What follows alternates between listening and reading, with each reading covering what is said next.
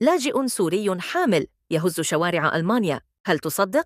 سوري يمشي في شوارع برلين ببطن بارزة وكأنه في شهور الحمل الأخيرة. المشهد ليس من فيلم خيال علمي بل فيديو حقيقي التقط وسط دهشة الناس وضجة في مواقع التواصل.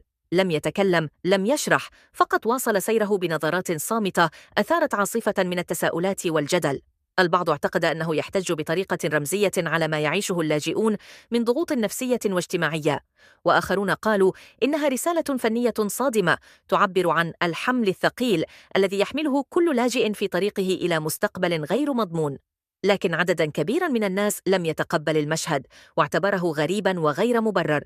رغم كل الجدل، هذا الشاب استطاع أن يشغل الرأي العام وأن يحول لحظة صمت في الشارع إلى قضية تناقشها آلاف الحسابات. فهل كان فعلا حاملا لمعاناة أم مجرد بحث عن ضوء الشهرة؟